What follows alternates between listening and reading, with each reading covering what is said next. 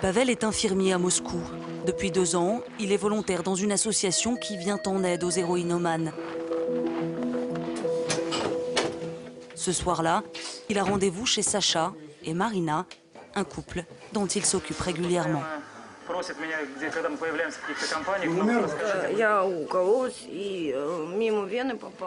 En fait, je me suis piquée, j'ai raté la veine et la plaie a commencé à puruler.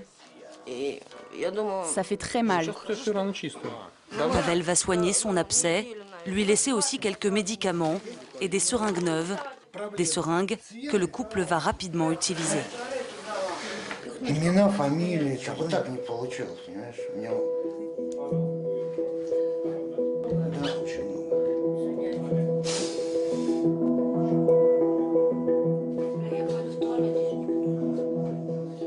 Sacha et Marina se piquent depuis plus de 10 ans. Ils ont de la chance, car ils ont encore les moyens de se fournir en héroïne. Ce n'est plus le cas pour une majorité de toxicomanes.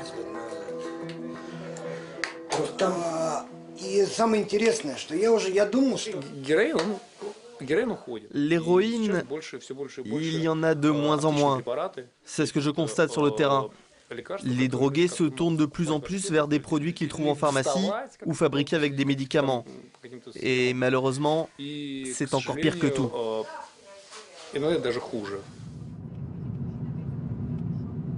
Nous prenons la direction d'Ekaterinbourg, à 1500 km de Moscou. Au temps de l'Union soviétique, une ville industrielle florissante. Aujourd'hui, des dizaines d'usines ont fermé leurs portes. Le chômage a frappé cette ville tranquille de la Russie centrale. Ekaterinbourg est aussi touchée par un fléau, la drogue. Sur ses 1,5 million d'habitants, 15% sont toxicomanes. Des chiffres records, car dans les années 90, la ville était l'un des principaux points de passage de l'héroïne afghane. Marina, reste là. Ne pars pas, s'il te plaît. Assieds-toi, je te reçois dans moins de 15 minutes. Maxime, entre. Dans ce centre médical géré par la municipalité, ils sont des dizaines à venir chaque jour. Maxime vient de passer 1 semaine en soins intensifs. Accro à l'héroïne, il avait réussi à décrocher avant de replonger dans une nouvelle addiction, la désomorphine, surnommée crocodile. La désomorphine, ça fait 1 an que j'en prends, peut-être un peu plus. Là, c'est là que je me pique. Comme ça, dans cette veine.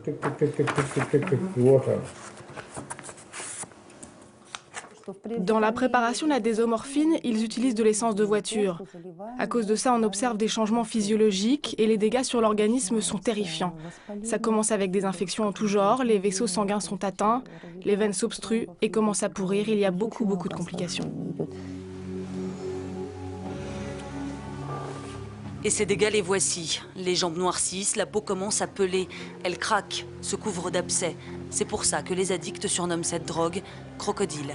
Injectée, elle fait l'effet de l'héroïne, mais elle est 15 fois plus nocive. Un consommateur régulier meurt au bout d'1 an, 2 au maximum. Ce produit artisanal est fabriqué à base de codéine, alors pour se fournir, les toxicomanes vont simplement à la pharmacie. Et toutes les nuits à Ekaterinbourg, c'est le défilé permanent. En 3 ans, les ventes de cachets à la codéine ont été multipliées par 50.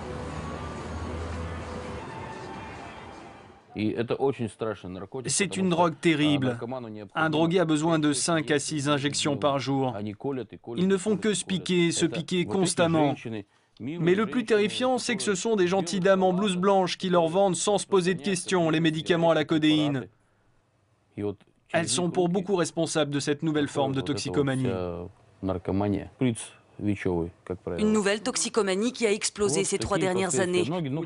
À la tête de l'association Une ville sans drogue, Evgeny a décidé de lutter contre ce nouveau fléau, mais à la manière forte.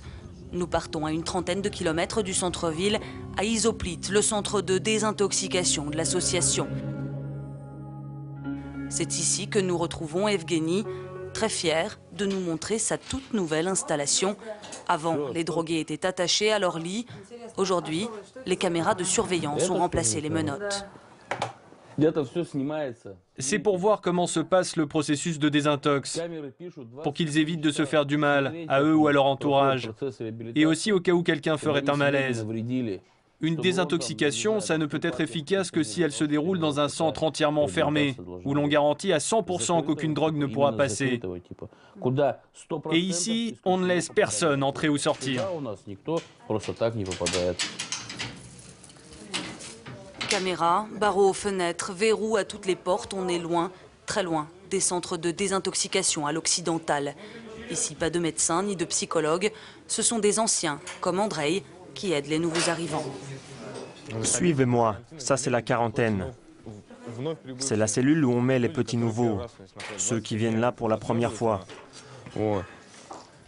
Il reste 27 jours ici. On les sort seulement pour les repas, le déjeuner, le dîner, et on leur donne aussi du pain.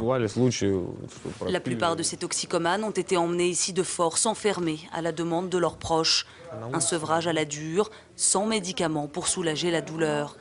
Alors Andrei vérifie que tout le monde va bien, et notamment Sacha, ce jeune accro au crocodile vient d'arriver pour sa 4e cure.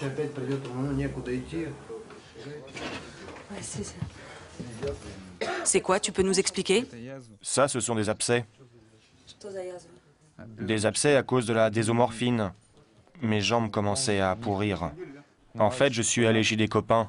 Chez eux, on cuisinait pour tout le monde. J'ai regardé comment ils faisaient et puis j'ai appris à le faire. J'ai essayé d'en préparer moi-même et j'ai réussi. Et t'as tout de suite accroché? Au crocodile, oui. J'ai tout de suite aimé. Si c'était pas bon, je me serais pas piqué.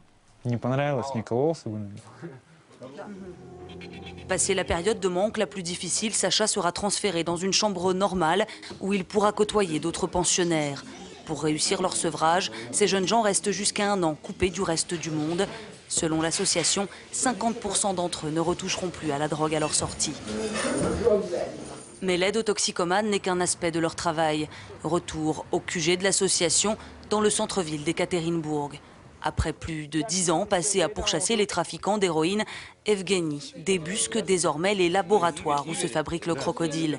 Pour ça, il compte beaucoup sur ses indiques, de simples citoyens qui appellent pour donner des informations.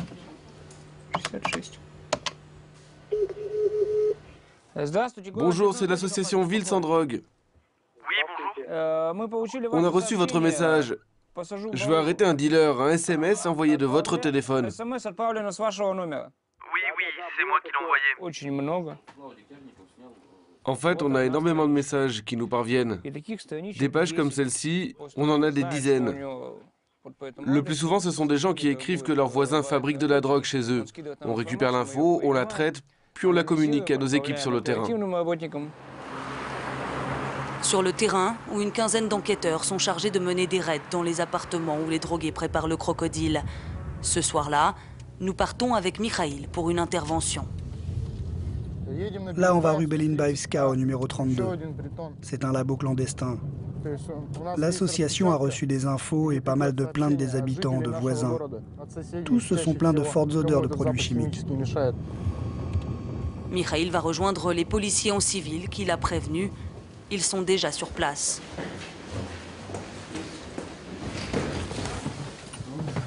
Dans l'appartement, 5 toxicomanes, dont le propriétaire, Roman, tout de suite pris à partie par la brigade. Qu'est-ce que tu nous as fait là? Explique-toi. T'as un squat à toxico? Comment ça, non? Regarde autour de toi. Les types au sol, c'est quoi? C'est pas des drogués? Regarde toutes les seringues qui traînent et tu veux me faire croire que tu consommes pas. Le jeune homme risque jusqu'à 5 ans de prison pour avoir abrité le laboratoire. Les autres seront interrogés un par un. Nom de famille, prénom? Tu te piques avec quoi essentiellement? D'abord l'héroïne, puis je suis passé au crocodile. Regardez, ils viennent de se piquer, le liquide est encore frais. Les petites bulles, ça veut dire que le dernier shoot remonte à il y a à peine quelques heures. Pourquoi j'ai commencé le crocodile? Parce qu'il n'y a plus d'héroïne. La poudre brune d'Afghanistan, plus rare, a été largement supplantée par ce nouveau produit. Mais si le crocodile connaît un succès foudroyant, c'est aussi à cause de son prix. Il est 5 fois moins cher que l'héroïne. En moyenne, il faut dépenser 5 € pour fabriquer une dose. Là, c'est ce qu'ils utilisent pour préparer la drogue. Ça, c'est de l'iode pour la réaction chimique. Et là, ce sont des bouteilles. Dedans, ils mélangent l'essence et des cachets et d'autres trucs. Le tout est chauffé. Et voilà ce qu'ils achètent en pharmacie, les fameux cachets à la codéine. Et au vu de tous ces déchets, ce n'est pas la première fois qu'ici on prépare de la désomorphine. Tous ces produits seront saisis et envoyés pour analyse.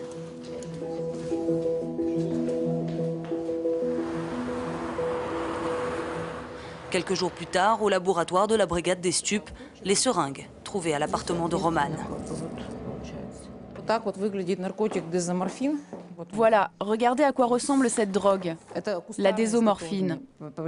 Préparation maison. Avec 10 cachets de médicaments à la codéine, ils obtiennent une dose. Dès qu'elle est prête, elle est aussitôt consommée. Ce n'est pas une drogue qu'on peut vraiment garder ou vendre. Elle est préparée et tout de suite injectée. D'où la difficulté de punir ces cuisiniers consommateurs. Aucun des ingrédients n'est interdit. Seule la désomorphine synthétisée est considérée comme une drogue. Il faut donc prendre les drogués en flagrant délit de fabrication. Récemment, les autorités ont décidé de s'attaquer à ce problème.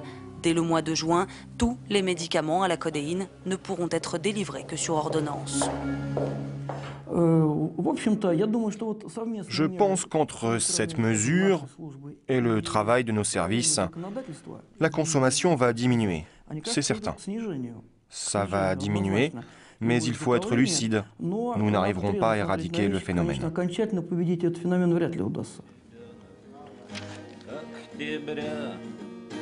Notamment parce que les rangs des accros ne cessent de grossir. Comme Sacha, Yvan ou Maxime, dans tout le pays, il serait aujourd'hui 1 million à en consommer.